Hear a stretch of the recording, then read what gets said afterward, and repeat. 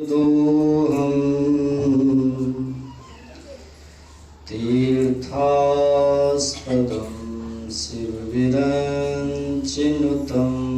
शरण्यं भृत्यार्तेऽहं प्रणतपालभवाब्धिपूतं वन्दे महापुरुषते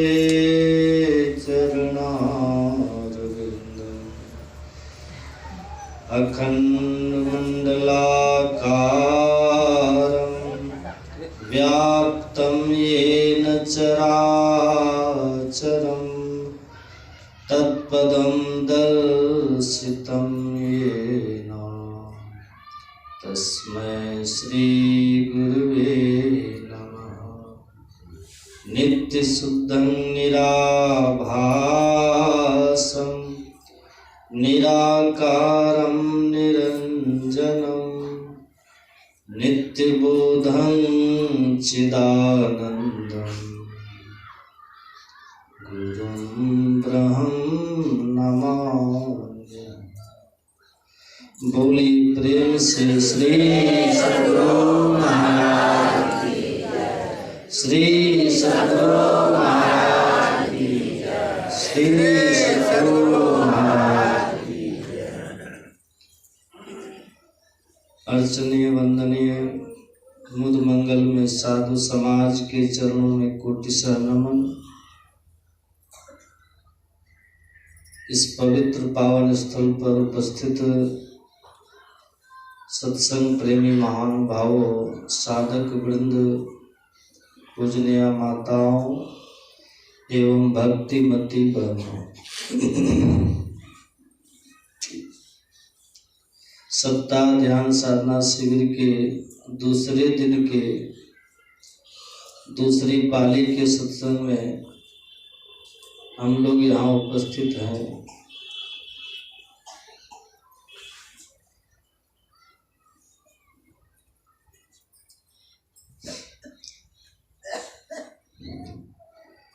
जीवन का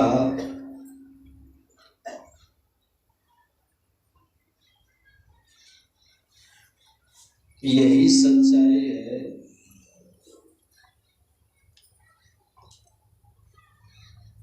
कि यह संसार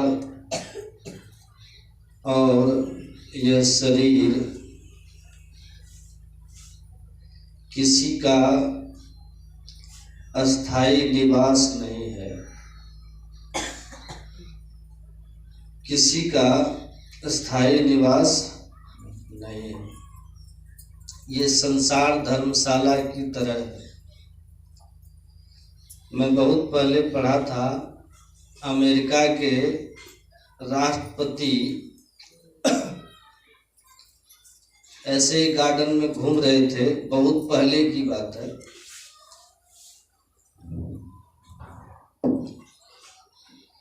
आज से कभी 250 वर्ष पहले की बात है। कोई सुरक्षा वाली बात नहीं थी, भय वाली बात नहीं थी। 250 वर्ष पहले एक व्यक्ति उसी गार्डन में टहलते हुए कहते हैं कि ये जो राष्ट्रपति भवन है, हमने सुना है कि ये राष्ट्रपति का भवन है। इसमें अमेरिका के राष्ट्रपति रहते हैं। गांव से कहीं से आया था, तो अमेरिका के जो राष्ट्रपति थे उन्हीं से पूछा। वो कहते हैं कि कौन राष्ट्रपति? तो कहा कि लिंकन थे राष्ट्रपति उस समय, जिन्होंने प्रजातंत्र की बहुत सुंदर परिभाषा दी। वो कहते हैं कि no Lincoln is staying here, everyone is passing through. यहाँ कोई लिंकन नहीं रहते, यहाँ कोई प्रेसिडेंट नहीं रहता, यहाँ सब आते जाते रहते हैं। ये तो धर्मशाला है। यहाँ रहता कौन है? दत्तात्रेय जी महाराज का प्रसंग है कि राजा के अपना राजा उनका शिष्य था दत्तात्रेय महाराज का, उसको राजकीय भोगों में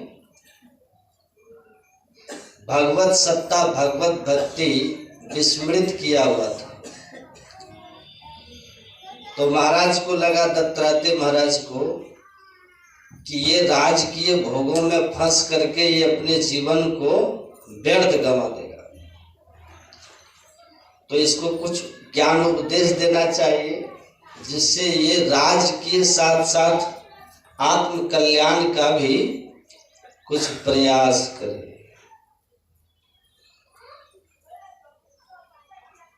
राज्य के साथ साथ तो उन्होंने अपना भेष बदल करके जाकर राजा के सिंहासन पर जाकर बैठ गया। गुरु उनका, राजा ने अपने सिंहासन पर बैठे देखकर बहुत क्रोध हुआ उनको, तो कहा इसको 20 कोड़ा लगाओ। उन्होंने कहा कोड़ा मारने के पहले मेरे सवाल का जवाब दो। बोला किस बात का जवाब? कोड़ा क्यों लगा रहे हो? कहा कोड़ा लगा रहे हैं कि तुम हमारे राजमहल में राज दरबार में घुस करके हमारे सिंहासन पर बैठे हो। कहा मुझे आप ये बताइए कि ये जो राजमहल है ये आपका है? तो कहा हाँ। कहा मुझे तो ये धर्मशाला लगता है। कहा कैसे? मेरा राजमहल है। कहा ये राजमहल में आपके पहले इस राज सिंहासन पर कौन बैठता था? सदा से आप ही तो नहीं ना है? कहा नहीं, मेरे पिताजी थे। कहा वो कहाँ है? तो कहा वो गुजर गए। कहा गुजर गए। कहा इसके पहले कौन थे? कहा मेरे दादाजी। कहा वो कहाँ है? कहा वो भी गुजर गए। कहा उनके पहले तो परदादा, वो कहाँ? तो गुजर गए। तो तुम आज हो और तुम्हारा कल क्या होगा? तुम भी गुजर जाओ। तो यहाँ स्थायी कौन है? यहाँ स्थायी कौन है? कोई है? बोलिए ना। कहा जहाँ लोग आते जाते हैं वो धर्मशाला होता है कि नहीं? अस्थायी निवास कैसा? ये संसार ही धर्मशाला की तरह है, जहाँ हम लोग आते हैं, कुछ दिन ठहरते हैं।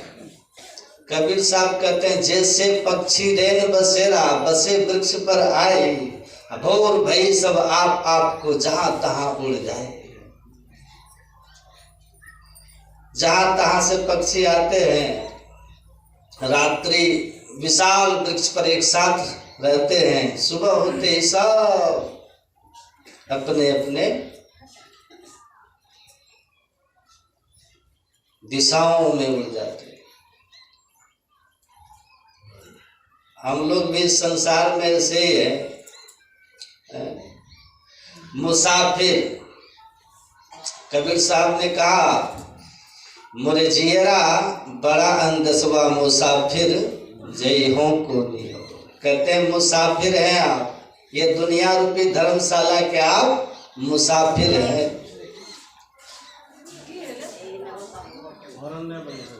जय हो क्यों नहीं हो? मुसाफिर किस ओर जाओगे?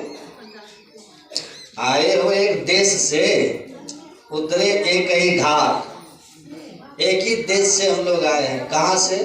परमात्मा के धाम से।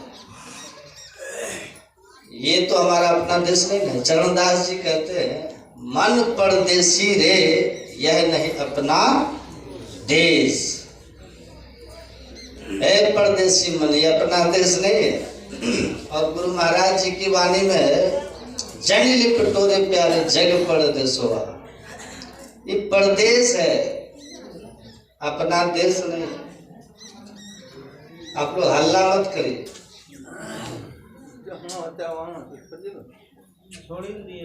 तो हम लोग यहाँ हैं, इसको धर्मशाला को धर्मशाला की तरह अगर आप समझते हैं तो यकीन रखिए धर्मशाला से निकलते समय दुख नहीं होगा।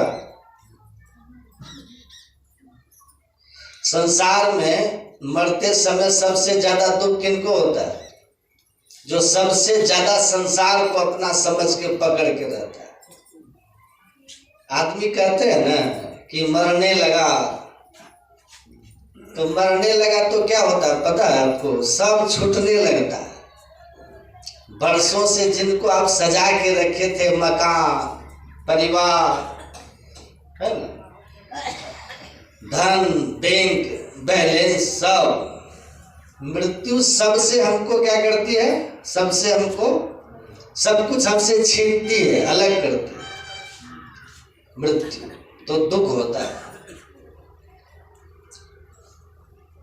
सरजूबाई कहती है कि जो छूटने वाला है उसको पहले छोड़ दो, दुख होगा? नहीं होगा। छोड़ दो का मतलब मन से छोड़ दो। सहजो भज हरि नाम को, तजो जगत सो नेह, अपनी तो कोई है नहीं, अपनी सगी न दे। यही कहे गुरुदेव जो, यही पुकारे संत, सहजो तजिया जगत को, तो ही तजेगा अंत। अंत में ये आपको छोड़ेंगे, क्योंकि ना भयो जग काहू को, कितनों को अपनों कियो, करी जतन जो याहि त्यागो, शांति सुख सोई लियो। जिसने प्रयत्न करके इस संसार को त्यागा, शांति सुख सोई लियो। चुप रहिए ना, मत बंद कर देंगे प्रवचन।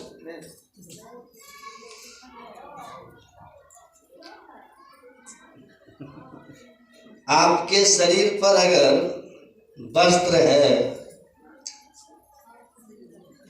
और आप कोई मांगता है आपसे वस्त्र, आप स्वेच्छा से अगर दे देते हैं चादर, या बिन मांगे दया करके आप दान करते हैं, आपको दुख होगा?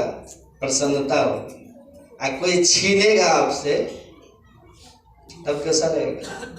बहुत बड़ा दुख होगा, है कि नहीं?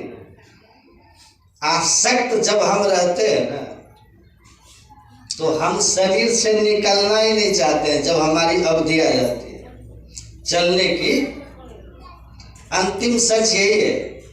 जीवन के जितने प्रारंभ में ये जान लें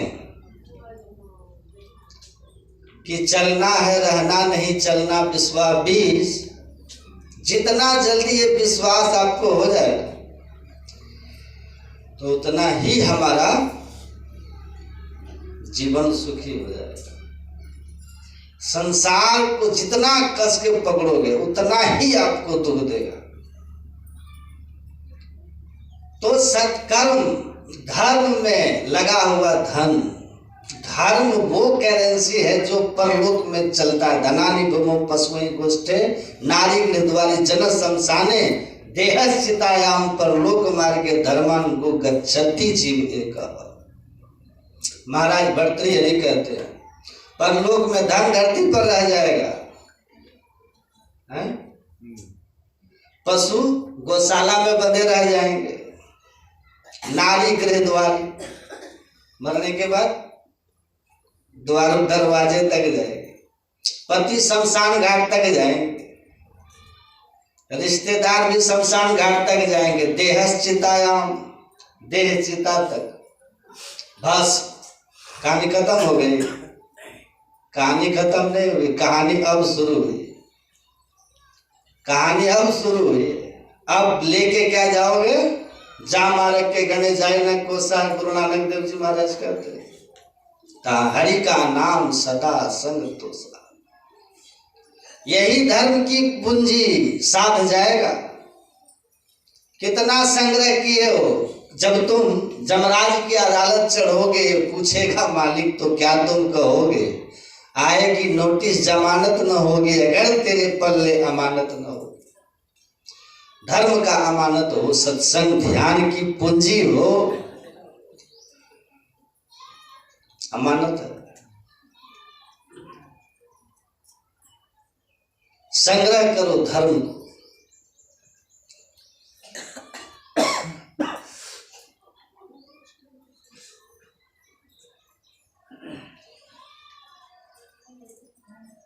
दुनिया को ठगना नहीं है कि दुनिया को ठगने वाला खुद ठगा जाता है, खुद ठगा जाता है। एक डॉक्टर साहब थे, बोर्ड लगाए हुए थे, सर्दिया इलाज। कौन इलाज? समझ रहे हैं? दानुन कीजिएगा, हमको नहीं, कमली बाबा को अभी जरूरत है, जरूरतमंद को, ठीक है, याद रखिएगा। नहीं तो एक बूढ़ी जब मरने लगी, दोनों पुतहु में झगड़ा हो गया, तो बूढ़ी बहुत मोटा सोना का पहन के रखी थी, कान में नाक में बड़ा भारी भारी। अब पुतहु को लगा कि ये बुढ़िया मरेगी तो कहीं बड़की न रख लो, बस छोटकी हुक्के में खींच ली, दोनों हुक्के में प्राण छूटने के पहले खींच ली कि कहीं बड़की ना कब्जा कर ले, क्योंकि दबंग थी। खींच लिया, बड़की आई गुस्सा के तो कहे कि हम क्या करें, कान में के खींच लिया, नाक में के बचल है उधर के नाकों में खींच लिया, नाक कान दोनों जिंदे में फाड़ दिया, लोग मर गए। इसीलिए कह रहे कि कुछ दान उन कर लीजिएगा, कुछ धर्म का काम कर लीजिए, कुछ सत्संग वगैरह करवा लीजिए। ये नहीं कि हमारे कमले हुआ बैठले रह जाए, हैं? समझे? आप अपना काम कीजिए, लगाइए, जो चुरा के बक्सा में रखे। नहीं तो मोदी जी का मत भ्रमित हुआ ना, फिर कह देंगे लीगल टेंडर नहीं है, टेंडर। फिर आप बक्सा में से निकाल के उसी बेटा को दीजिएगा कि बैंक में बदल दो, फिर कब्जा कर लेगा। जितना मारे हैं ना जेब से, रखे हैं बैग में छिपा छिपा के, सब साफ हो जाएगा। नहीं तो रखा रह गया और निकल लिए आप, तो फिर बक्सा खोल के झाड़ झाड़ करके देखेगा, लोग कहेगा देखो बुढ़िया कितना झूठ बोले छी कि हमारा पास कोई टका नहीं। अब बैग में बक्सा में तह लगा लगा के साड़ी के नीचे रुपया रख लो छे। मरने के बाद धन भी कब्जा होगा। अब बुढ़िया झूठी थी यो होकर, हैं? इससे बचना है आपको, तो क्या करो, अपना से सत्संग करवा लीजिए, अपना पैसा दान कर दीजिए, समझे कि नहीं? वो आप अपना वाला में से कीजिए।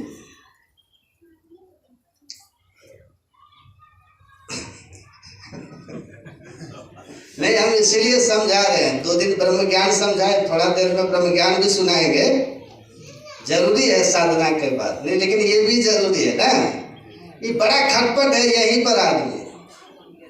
अब देखिए कहाँ कहाँ से लोग आ गए सत्संग सुनने, हैं? अब पड़ोसी को पेट में दर्द हो रहा है, नहीं आएगा सुनने। और नहीं आओगे तो नहीं, मेरी न मानो, जमराय तो मनाएगा, हमारी मत सुनो, जमराय का सुनोगे फिर।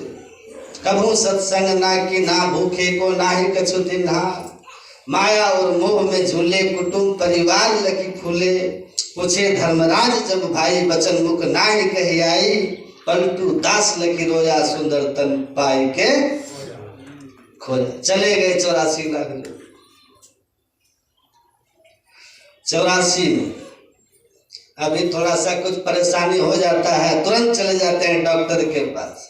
अब बंदर बंदरी बन जाइएगा तब कौन डॉक्टर के पास जाइएगा, बताइए, हैं? तब कौन ब्यूटी पार्लर जाइएगा, हैं? अभी तो खूब, तो ये सुंदर शरीर फिर मिले, हैं? इसके लिए क्या करना है? भगवान की भक्ति और धर्म संग्रह कर लीजिएगा, याद रखिएगा, नहीं तो फिर पछताने से कुछ होने वाला।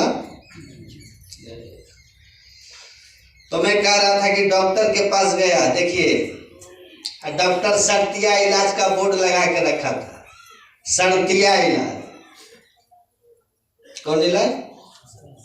अगर इलाज कर दिए तो 100 रुपया लेंगे, अगर मेरे इलाज से आप ठीक नहीं हुए तो 500 रुपया देंगे। एक आदमी ने कहा बहुत अच्छा तरीका है पैसा कमाने का, थक था, तुरंत चला गया, जाके कहा डॉक्टर साहब, कहा क्या? कहा कि देखिए न, जीभ से हमको स्वाद का पता नहीं चलता, स्वाद ही नहीं पता चलता। कोरोना काल में बहुत को हो गया था। तो डॉक्टर बोला कि अच्छा ठीक है, शर्तिया इलाज करते हैं हम, 100 दीजिए, नहीं ठीक हुए तो 500 लीजिए। बोला सिस्टर वो 22 नंबर वाले डब्बा की दवाई लेकर के आना, तो 22 नंबर का डब्बा लेकर के आया। कहा इनके मुंह में 100 बूंद ढार दीजिए। वो लेके डब्बा ऐसे किया, बस पूरे मुंह भर गया। मुंह में जैसे भरत करे, अरे राम राम राम राम, ये तो पेट्रोल है, दवाई नहीं है, पेट्रोल है, पेट्रोल है। पूरा जीभ झरक गया। डॉक्टर बोला वाह, स्वाद लौट गया ना, पेट्रोल पहचान गए ना, लाइए 100 रुपया। तुरंत लौटा दिया। कहा कि हाय राम, गलती हो गया, भारी मिस्टेक हो गया, 100 दे के गया। फिर थोड़े दिन के बाद आया, कहा छोड़ेंगे थोड़े, 100 लिया है। आया, कहा डॉक्टर साहब, कहा बोलिए क्या हुआ? कहा याददाश्त चली गई है, थोड़ी देर पहले कुछ का बात भूल जाते हैं, कहीं कुछ रख देते हैं, याद ही नहीं रहता है, कुछ बोल देते हैं, भूल जाते हैं, स्मरण चला गया है। डॉक्टर साहब शर्तिया इलाज कर दीजिए। कहा कि हाँ ठीक है, बैठिए बैठिए। कहा सिस्टर वो 22 नंबर का डब्बा ही लेकर के आना दवाई। कहे वो 22 नंबर के डब्बे की दवाई तो जुबान ठीक करने का था, स्वाद ठीक करने का न था। कहा कि लाइए 100 दीजिए। 15 दिन पहले का बात आपको याद हो गया, हमारे यहाँ के यादाश्त लौट आई। दवाई का नाम सुन के लौट गया यादाश्त आपका। लाइए 100 रुपया, लाइए 100 रुपया फिर दिया। कहा अरे फिर फंस गए हम, भागा। कुछ दिन बीता तो कहा कि 200 दिए हैं, अब और छोड़ेंगे नहीं, 500 लेके मानेंगे, एक बार और ट्राई मारते हैं। फिर आया, कहा ये इस बार कौन भयंकर बीमारी लेकर आए? कहा कि आंखें कमजोर हो गया, हाथ में वस्तु पहचान में नहीं आता कि क्या है। हाथ, आंख में चश्मा, हाथ में पहचान नहीं पाते, कुछ नहीं चिन्ह पाते। महाराज आंख एकदम कमजोर हो गया। कहा कुछ नहीं पहचान पाते? कहते ना हाथ पहचान ही नहीं पाते। कहा अच्छा ठीक है, ठीक है, ठीक है। एक ड्रॉप आंख में डाल दिया। कहा कि अब देखिए तो पहचान पाते हैं। अब उठा के एक डॉक्टर साहब एक कलम दे दिया, हाथ पेन दिया। कहा पेन दे के कहा बताइए तो क्या है? कहा पता नहीं डॉक्टर साहब की क्या है, लकड़ी है, पता नहीं, पहचान नहीं आ रहा। अब पहचानना उसको तो है ही नहीं। तो डॉक्टर ने कहा कि मेरी दवा आप पर काम नहीं की। कहा तब तो आप शर्त हार गए? कहा कि हाँ हम हार गए। लीजिए 500। अब 500 कह के 50 का नोट दे दिया। लीजिए 500, आ दिया 50 का। जैसे 50 का नोट दिया, कहता दिमाग खराब है, 500 बोल के 50 का नोट दे रहे हैं, 50 दे रहे हैं। डॉक्टर बोला मुबारक हो, दवा का असर हो गया, पहचान में आ गया, लाइए 100 रुपया। क्योंकि 500 की 50 आप तो पहचान गए। हाँ तो लौट गई, लाओ 100 रुपया। फिर 100 दिया।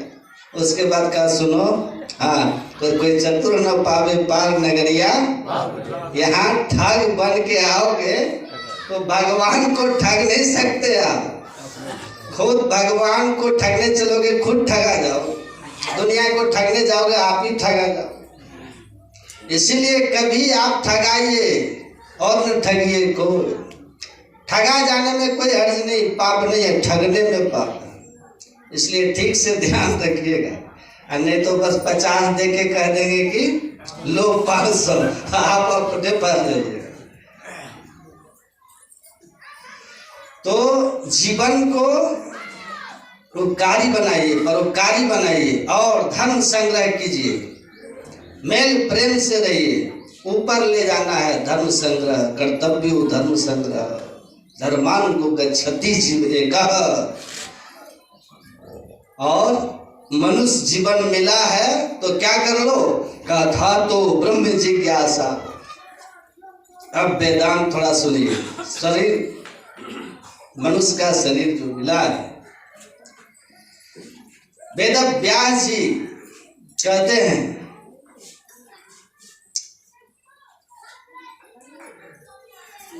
कि अभी पाठ में क्या सुन रहे थे, भगवान श्री राम कहते हैं बड़े भाग मानुष तन पावा।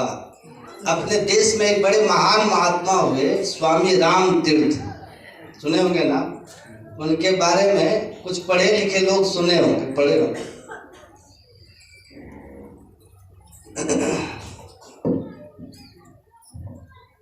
आप लोग सुने होंगे कि स्वामी राम तीर्थ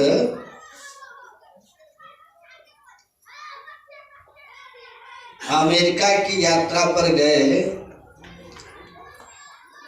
जापान में उनका प्रवचन हुआ, तो वहां से पानी के जहाज पर वो अमेरिका जा रहे थे। जहाज जब अमेरिका के बंदरगाह पर लगने वाला था, अमेरिका के एक ऑफिसर ने कहा उनको कि आपका सामान कहाँ है। उतरने के लिए डॉक पर खड़े थे कि अब जहाज लगेगा तो हम उतर जाएंगे। तो सब लोग अपना अपना सामान लेकर के, और ये चुपचाप अकेले खड़े इसी तरह कपड़ा पर। कहा आपका सामान कहाँ है। ऑफिसर ने कहा, स्वामी राम तीर्थ कहते हैं कि मेरा सामान बस यही है, जहां घर वहां घर वाली बात है। एक कपड़ा नीचे एक ऊपर से ओढ़ लिए थे। कहा कि आप जहाज से नीचे नहीं उतर सकते। ऑफिसर ने कहा क्यों। कहा हमारे देश में भीख मांगने की पाबंदी है, भीख मांगना प्रतिबंधित है, और 300 अमेरिकी डॉलर, अमेरिका का रुपया को डॉलर कहते हैं, करेंसी को डॉलर कहते हैं। कहा 300 अमेरिकी डॉलर से कम अगर किसी के पास है तो वो अमेरिका में प्रवेश नहीं कर सकता, इसलिए आपको जहाज से नहीं उतरने दिया जाएगा। स्वामी राम तीर्थ जी महाराज ने कहा कि मैं अवश्य उतरूंगा। कहा कौन है आप। कह रहे हैं कि मैं अवश्य उतरूंगा अमेरिका के नियम के विरुद्ध। स्वामी राम तीर्थ ने कहा मैं राम बादशाह हूं, राम बादशाह। कहा बादशाह है आप। जैसे कहा मैं राम बादशाह हूं, कहा बादशाह है तो सामान कहाँ है। राजा बादशाह कौन से राज्य के राजा है, कौन से राज्य के बादशाह है। स्वामी राम तीर्थ ने हंसते हुए कहा मैं वो बादशाह हूं जिसके सामर्थ्य से ये सारा जगत चल रहा है। चाह गई चिंता मिटी मनवा बेपरवाह, जाको कछु न चाहिए सोई शहंशाह। जिसको इस संसार में किसी भी वस्तु की, किसी भी धन वैभव पद प्रतिष्ठा की कोई कामना नहीं रह गई हो, कहा कि वही बादशाह है, बाकी तो सब भिखारी। जिसके अंदर चाह है, मांग है, वो तो भिखारी है। मांग भीतर है, कहा मैं बादशाह हूं, मुझे अब कुछ नहीं चाहिए, पूर्ण काम हूं, पूर्ण तृप्त हूं। जब वो बोल रहे थे, पास में ही खड़े एक अमेरिका के व्यापारी था, जापान से अपना सामान लेकर के आ रहे थे। तो उन्होंने कहा कि आप वही राम बादशाह हैं क्या, जिनका जापान में प्रवचन हो रहा था और अखबारों में छप रहा था? कहा हाँ, मैं वही राम बादशाह। उस व्यापारी ने कहा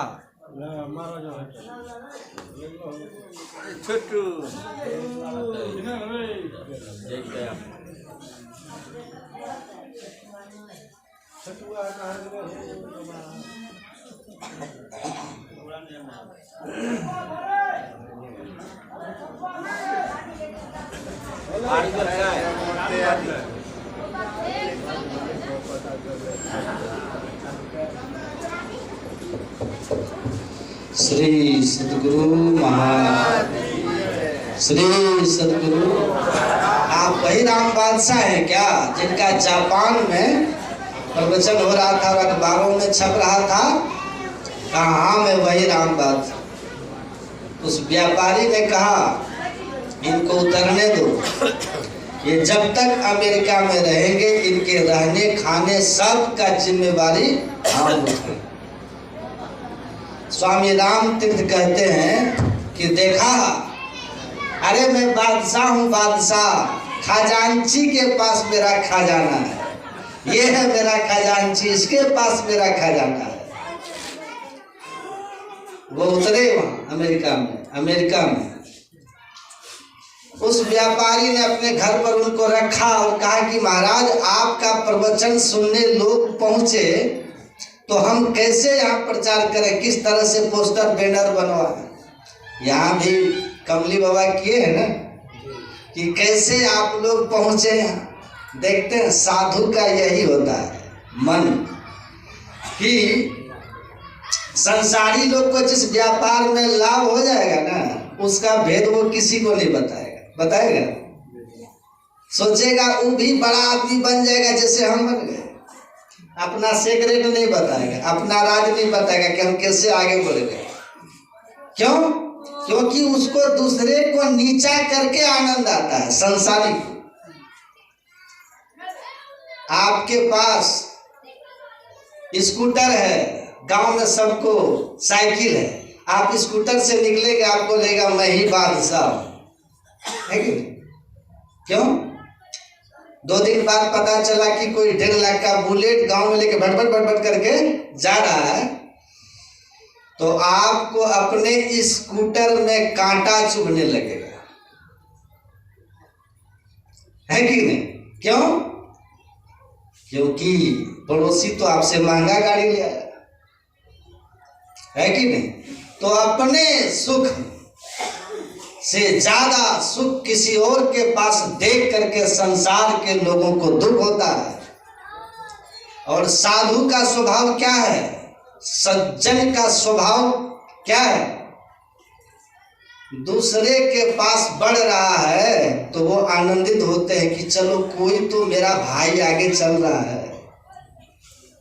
उसका अलग दुनिया है, उनका अलग स्वभाव है। तो साधु को जिससे लाभ होगा ना, तुरंत आपको भेद बताएगा कि इससे हमको लाभ हुआ, तुम भी इस लाइन को पकड़ के लाभान्वित हो जाओ। हमने सत्संग ध्यान करके अपने जीवन को बनाया, तुम भी करो। घूम घूम करके प्रचार करते हैं ना, ले लो रे कोई राम का प्याला, संत लुटावे, आवाज लगावे गली गली, ले लो रे कोई राम का प्याला। आओ सत्संग में आओ, जीवन सुधारो, मानो का हनुमाना भजन गाते होंगे आप। आओ जीवन सुधारो, यहाँ आओ, सब कुछ मिलेगा। प्रातः में कह रहा था, ऐसा मत समझना कि ये सत्संग केवल कथा कहानी है। अभी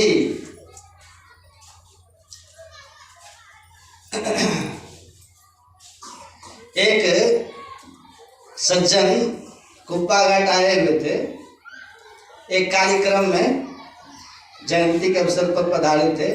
भागलपुर है ना, वो अपने ऑफिस के काम से आया था, तो कुप्पा घाट आश्रम आया बहुत दिन के बाद।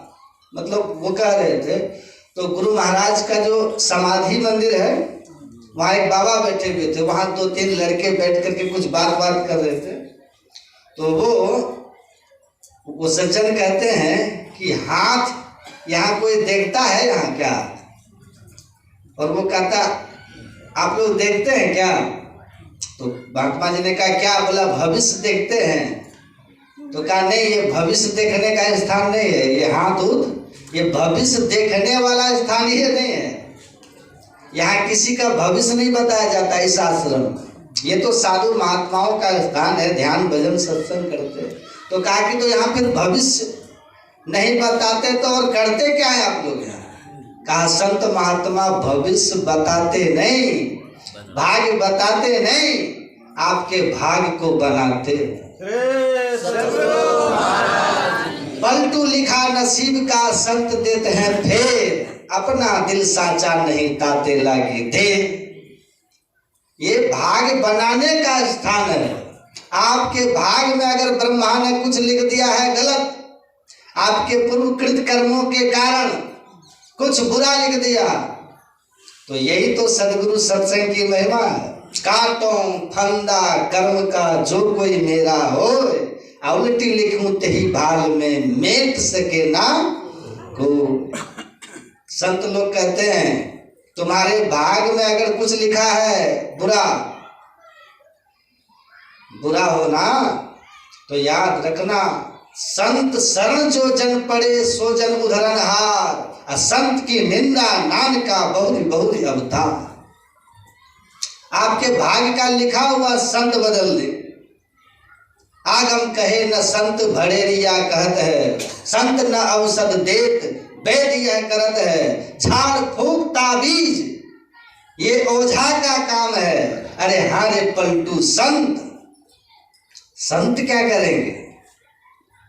राम चरण रसलीन, संत तो राम चरण के रसलीन में क्या कहते हैं? भाग्य बदल लेते, किस्मत बदल लेते, भाग्य बदल देते हैं। लिखा नसीब का संत देते हैं फिर, संत भाग्य बना देते हैं आपका। बहुतों के बन गए, बहुतों के बुरे कर्म के प्रभाव मिट गए। आया बहुत लोग कहते हैं ना, एक जगह एक गांव में जिनके घर पर हम ठहरे थे, उस गांव में सबसे अच्छा घर उन्हीं का था। सबसे अच्छा घर गांव में उन्हीं के घर ठहरे थे। उस घर की जो माता जी थी वो कहने लगी कि हमको खाने का अभाव था बाबा, गांव में सबसे गरीब हम आदमी थे।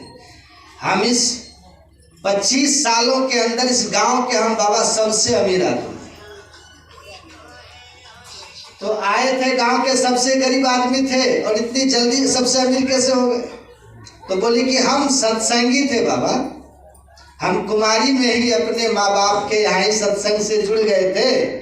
यहाँ मेरी शादी हो गई और उस सत्संग को लेकर मैं आई और सबसे पहले हमने अपने सास को सत्संगी बनाया, फिर अपने ससुर को बनाया और फिर पतिदेव।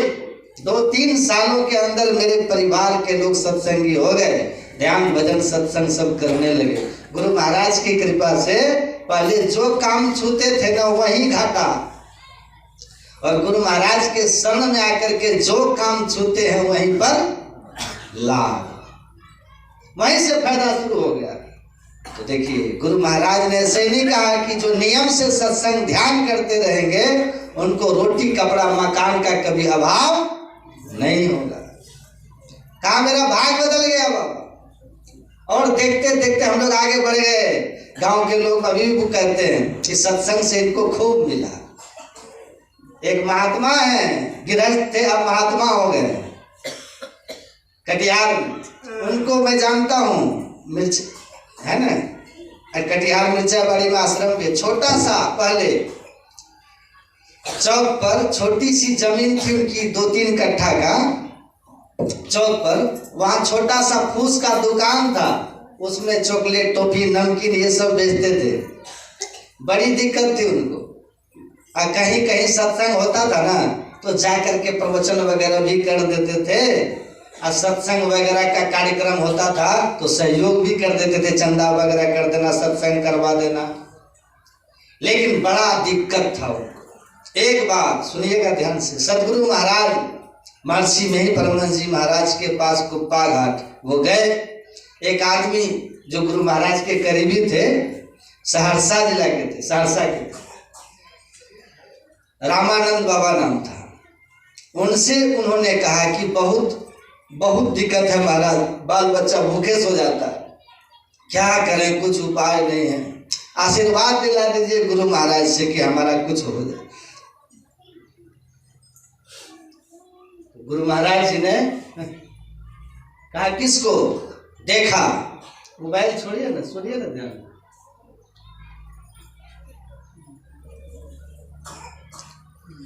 कहा किसको? देखा। देख करके गुरु महाराज कहते हैं कि ये पिछले जन्म में बहुत कंजूस था, एक पैसा दान नहीं किया था, थोड़ा बहुत सत्संग धर्म का काम किया, सत्कर्म किया था,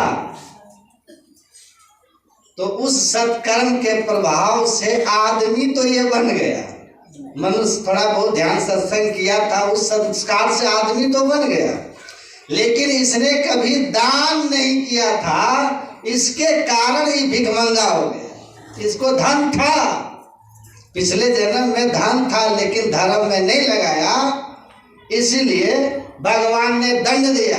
सत्संग के प्रभाव से मनुष्य के शरीर तो मिल गया, ध्यान के प्रभाव से थोड़ा बहुत जो किया था, लेकिन दान नहीं करने के कारण क्या हो गया? इसको गरीब हो गया, दरिद्र हो गया, इसके भाग में धन है ही नहीं। गुरु महाराज ने कहा कर्मे खराब, भगवान ने लिख दिया। रामानंद बाबा ने कहा कि हुजूर इसने दान नहीं किया, गलती की है, तो संत तो लिखे हुए भाग को बदलते हैं, इसके भाग में दरिद्रता लिखी है तो कुछ आप अपनी ओर से कर दें। तो गुरु महाराज ने कहा लगन से ध्यान सत्संग करोगे? कहा कि जी हुजूर। कहा तो जाओ, तुम्हारे हिस्से में तो नहीं है, मेरे हिस्से से मिल जाएगा।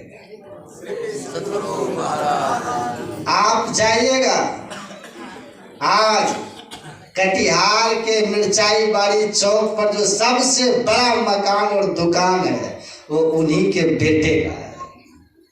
उसके बाद जो उनकी बढ़ोतरी शुरू हुई, इतना बढ़े कि बढ़ते बढ़ते शहर के गिने हुए अमीर लोगों में उनकी अभी गिनती होती है।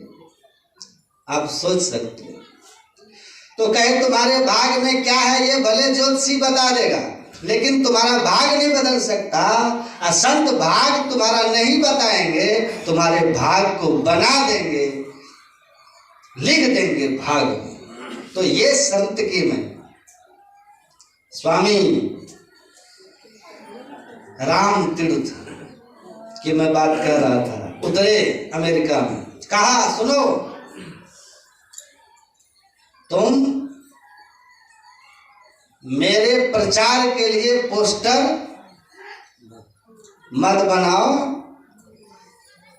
डॉक्टरों को बुलाओ, जितने तुम्हारे शहर में नामी नामी डॉक्टर हैं उनको बुलाओ, वही पोस्टर बन के मेरा प्रचार करें। डॉक्टर लोग आए, स्वामी राम तीर्थ ने कहा कि जरा अपना आला वगैरह निकाल के चेक करके बताओ कि मैं जिंदा हूं कि मरा हुआ। डॉक्टर लोग आला लगाए तो धड़कन बंद, नस पकड़ा तो नस बंद, नाक में सटाया तो श्वास बंद। कहा बोलो क्या है, हम जिंदा है कि मुर्दा? कहा महाराज मेडिकल साइंस के हिसाब से आप मुर्दा है। कहा लिख के दो कि हम मुर्दा है। क्यों? क्योंकि आपके नस बंद, आपके धड़कन बंद, आपकी श्वास बंद, जिंदा आदमी और मुर्दा आदमी की पहचान तो यही होती है। डॉक्टर आते हैं, आला लगा के देखते हैं, धड़कन बंद है, सांस बंद है, नर नाड़ी बंद है, कहते हैं he is dead, he is no more, sorry हम इनको न बचा सके। तो उस हिसाब से तो आप नो मोर है, मुर्दा है, मरे हुए हैं, डेड है। लेकिन आप बोल रहे हैं तो हम कैसे कह दें, लिख दें कि आप मुर्दा हैं, आप तो जिंदा हैं। तो मेडिकल साइंस हमारा फेल है। तब स्वामी राम तीर्थ ने कहा कि ये भारत का योग विज्ञान है, ये वहाँ के योगियों के पास ध्यान से सामर्थ्य होता है कि नानक जीवतिया मरी रही है, ऐसा योग कमाए।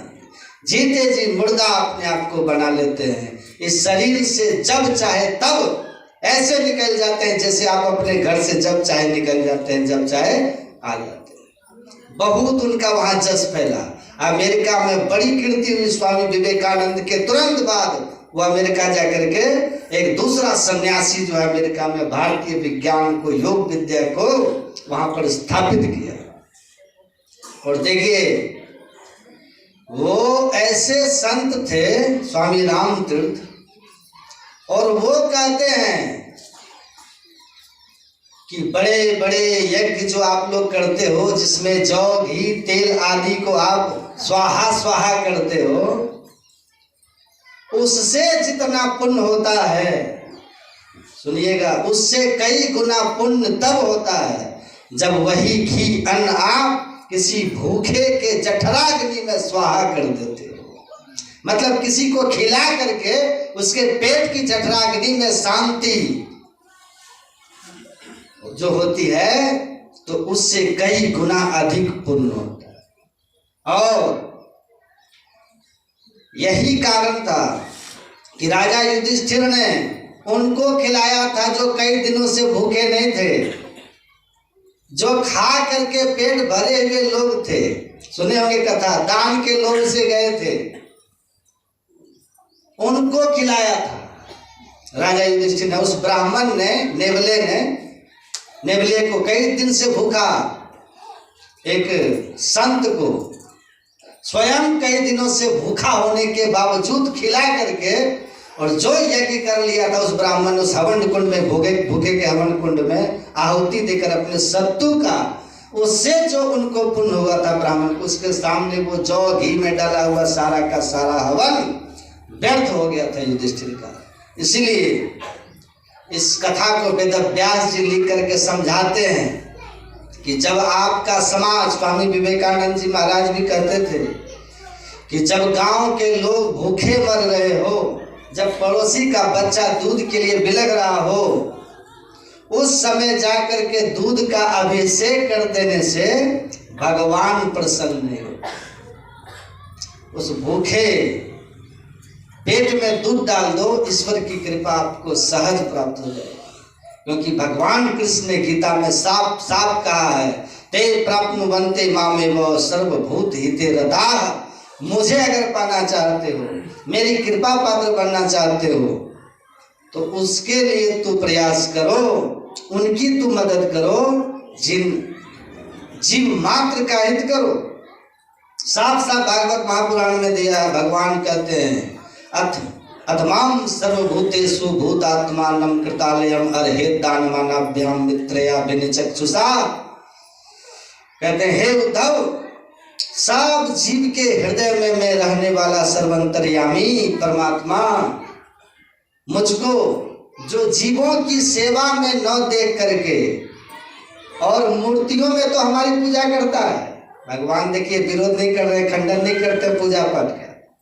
भगवान कहते हैं पत्थर मृणादि की बनी हुई मूर्तियों को मुझे मान करके उसका पूजा तो करता है, उसको भोग तो लगाता है, लेकिन सब जीवों के हृदय में रहने वाला परमात्मा, तब अन्य जीवों के प्रति वो भेद भाव रखता है, ऊंच नीच की भावना रखता है, ईर्ष्या द्वेष करता है। ऐसे पाखंडियों की पूजा मैं स्वीकार नहीं करता हूं, ऐसे पाखंडियों की पूजा मैं स्वीकार नहीं करता हूं। जो भेदभाव से रहित होकर के सबके अंदर रहने वाले मुझ परमात्मा का सच्चा पूजक वही है जो जरूरतमंद को दान और गरीब अमीर जो भी हो सबका सम्मान, और साथ ही साथ कहते हैं अभिनय चक्षुषा, कहते एक समान भाव में रखता, ऊंच नीच का भेद नहीं रखता कि ये ऊंची जाति, ये नीची जाति, ये अमीर आदमी, ये गरीब आदमी, और इसलिए किसी का आदर किसी का अनादर नहीं करता। ऐसे जो होते हैं उनकी सेवा उनकी पूजा मैं स्वीकार करता हूँ, उनसे मैं प्रसन्न रहता हूँ। तो आप अपने धन का क्या कीजिए, बहुत अमीर हैं 500 रुपया दे दिए सत्संग में, बहुत गरीब है 5 रुपया दे दिए, तो ऐसा मत समझिएगा कि वो बड़ा दानी हो गया, उसको ज्यादा पुण्य हो गया। अपने आमदनी की तुलना में कितना दिया ये निर्भर करता है कि आपको कितना पुण्य होगा, कितना पुण्य होगा। आमदनी कितनी है आप उसके हिसाब से। तो पहली बात कि जीवन में यज्ञ को समझिए, ये ज्ञान यज्ञ है, ध्यान यज्ञ है। भगवान कृष्ण कहते हैं श्रेयान द्रव्यमयाद यज्ञात ज्ञान यज्ञ परम तपः, हे तपस्वी अर्जुन, ये सत्संग ज्ञान यज्ञ है, सत्संग यज्ञ है, ध्यान यज्ञ है, दुनिया के द्रव्यमय यज्ञों से श्रेष्ठ है। इस यज्ञ में आपका एक एक क्षण, एक एक रुपया अगर लगा है, तन से मन से या धन से या समय से आप आकर के बैठ करके कथा सत्संग ध्यान कर रहे हैं, ये जीवन का सार्थक समय है।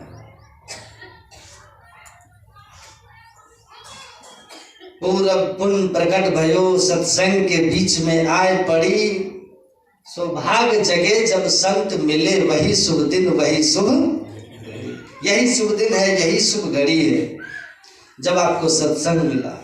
का हनुमंत विपत्ति प्रभु सोई, जब तब सुमिरन भजन न होई। हनुमान जी कहते हैं कि जिस क्षण में भगवान आपके बारे में न सुनूं, आपका भजन ध्यान न हो, आपकी चर्चा न हो, वो समझिए विपत्ति के क्षण है, और सुख के क्षण यही है, सौभाग्य के क्षण यही है जब सत्संग के बीच में आए कोई। ये सौभाग्य जगह गुरु महाराज कहते हैं मन विषयों ही में लागे, सत्संग गति से हटि भागे, मौको करो सभागे। मेरा मन जो है ये संसार के सुख के पीछे भागता है, संसारिक चीजों में भागता है, मौकों सत्संग में नहीं लगता। मौको करो सभागे, आप मुझे सौभाग्यशाली बना दीजिए। अभागा हूं, अभागा हूं मैं, कैसे सौभाग्यशाली बनाइएगा? तो गुरु महाराज कहते हैं सत्संग में लगा, सत्संग में लगा। अब भगवान शंकर क्या कहते हैं? बार बार बर मांग हूँ हर्ष देव श्री रंग, पद सरोज अनुपायनी भक्ति सदा सत्संग। हे परमात्मा मुझ पर प्रसन्न है। तो भगवान शिव कहते हैं कि आप हमको अपनी भक्ति दे दीजिए, अपना सत्संग दे दीजिए, सत्संग और भक्ति दे दीजिए। तो सत्संग वरदान मांग रहे हैं। सोचिए कितनी ऊंची चीज है सत्संग। आज जिसको मिल गया उसका भाग जग गया, उसके विवेक दृष्टि उसकी खुल गई, सुधार होने लगा, उसके जीवन का उद्धार का मार्ग प्रशस्त हो। तो ये आपके जीवन के उत्तम क्षण हैं जो आप यहाँ बैठे हैं। जितना समय बैठिएगा ध्यान में बड़े काम का होगा। लेखे में सोई घड़ी है ना, आधो में बुनियाद, और लेखे में सोई घड़ी बाकी के सब बाद। परमात्मा के घर में यही समय आपका सही रिकॉर्ड में गया है, अब बाकी सब व्यर्थ चला गया कूड़ेदान में। तो इस क्षण का लाभ ले लीजिए। और ये सौभाग्य आपको मिला है कि आप आदमी हैं, मानव है ना। किसी पशु पक्षी को बैठ करके इस कथा वार्ता को सुनने का सौभाग्य है, वो समझेगा। आप समझते हैं, सुनते हैं, आप आनंदित होते हैं क्योंकि आप मनुष्य हैं और भगवान राम का उपदेश आपने सुना है। इस ज्ञानमय यज्ञ में भगवान राम ने अपनी प्रजाओं को बुलाया। राजा बनने के बाद भगवान ने अपनी प्रजाओं को बुलाया, ऐसी तरह बैठाया। अब बैठा करके हाथ जोड़ा। अब बड़े श्रद्धा और प्रेम से भगवान ने कहा कि मैं आपके हित की बात कहने जा रहा हूं। इसमें हमारी कोई प्रभुता न समझे, लेकिन मैं जो कह रहा हूं उनको शांति से सुनिए। आय सुनहु करहु जो तुम्हारी सुहाई। हमारी बात को आप सुन लीजिए, अच्छा लगे तो मान लीजिएगा और नहीं तो जो आपको अच्छा लगे कीजिएगा। तो आप समझिएगा, कुछ दल बहादुर बाबा बहुत अच्छी बातें करते थे। मेरा काम था कहना, हम कह दिए, और आपका काम क्या है? मानना और करना। आप जाने, अगर हमारा कहा हुआ आप करिएगा तो तरिएगा और नहीं तो मरिएगा, नहीं तो मरिएगा, है कि? क्यों? तो हमारा काम है कहना। हम कहेंगे ले लो रे कोई राम का प्याला, आप ले लो तो आप अमर हो जाओ, और नहीं लो तो मेरी न मानो जमराज तो मनाएगा, तेरा किया डंडा मार के भुगताएगा। कहे गीतानंद फिरेगा तू रोता, लाख 84 में लगाएगा गोता, और फिर जन्मना और मरना पड़ेगा, रे मन मुसाफिर निकलना पड़ेगा। याद रखिए। तो भक्ति बीज ध्यान करने से बढ़ता है, बढ़ते बढ़ते मोक्ष में चले जाते हैं, नहीं तो क्या होगा? आत्महन गति जय जो न तरे भवसागर, नर समाज अस्पाय सोकृत निंदक मंदमती, आत्महन गति जय। अगर आपने ध्यान भजन नहीं किया, सत्संग नहीं किया, तो संसार में भी आप मनुष्य नहीं बन पाए, जीवन आपका शांति में सुखमय नहीं हो पाएगा। ध्यान भजन करने से क्या होता है? आदमी संसार में अभावों में भी मुस्कुराते रहता है, और इससे जो दूर है ना, वो ऊंचे मालन मणित जड़ित मणिगन सुख तब नहीं पाओ। तब भी धन विभव सब हो जाए, मन स्थिर रहता है। क्यों? उसके चित्त जो है अशांत रहता है, लेकिन सत्संग ध्यान करने वाले का चित्त शांत रहता है। और अशांतस कुतो सुखम, भगवान कहता है शांत चित्त वाले को सुख कहाँ से होगा? शांत चित्त में सुख विदायता है। तो कहते हैं जब तुम किनके अदालत चढ़ोगे, पूछेगा साहब तो क्या तुम कहोगे? कुछ है ही नहीं। नोटिस तो आएगी ना, निकलना तो पड़ेगा ही ना, चतुराई तो नहीं चलेगी। यहाँ तो आती है कोर्ट की नोटिस, तो कहते हैं लोग कि नहीं लेते हैं, नोटिस स्वीकार नहीं करते हैं। 1-2 बार तब जबरदस्ती पुलिस आती कि भाई नहीं आओगे तो पकड़ के लाया जाएगा, कि नोटिस ही नहीं लो। तो अदालत को होता है कि नोटिस ही नहीं मिला तो कैसे आते। तो बाद में फिर वारंट आता तो 1-2 नोटिस तो आप लौटा देते हो, लेकिन उसकी नोटिस नहीं लौटा सकोगे। जमराज की नोटिस कोई नहीं लौटा सकता। एक नौजवान रह करके कहीं पढ़ रहा था, अचानक यमराज वहां आ गए। कहा कि आप कौन हैं? कहा हम यमराज। कहा कि क्यों आए हैं? कहा यमराज क्यों आते हैं? ले जाने आते हैं।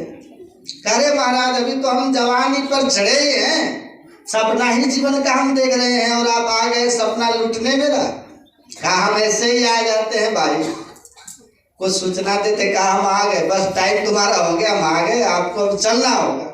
कहा महाराज ये तो बड़ा अनर्थ कर दिए, आप आ गए। काम ऐसे ही आते, नहीं बालक नहीं यौवने नहीं वृद्धि कछुबंद, वह अवसर नहीं जानिए जब आए पड़े जमपन। हम तो यूं ही आ जाते हैं, ऐसे ही आ जाते हैं, बस आ गए हम तो। अब चलो। कहा कि ठीक है, जब चलना ही है, आप आ ही गए हैं, तो कहाँ है मेरा नाम जरा दिखाइएगा। तो लिस्ट निकाल करके यमराज दिखाया, देख 1 नंबर में तेरा ही नाम है, अब तुम ही से शुरू कर रहे हैं, चलो। कहा महाराज कुछ मोहलत का? कोई मोहलत नहीं। कहा देखिए आप आए हैं मेरे घर तो कुछ खाना पीना कुछ अच्छा हो जाए, स्वागत सत्कार अतिथि सेवा तो कर लेते दीजिए, तब साथ चलेंगे।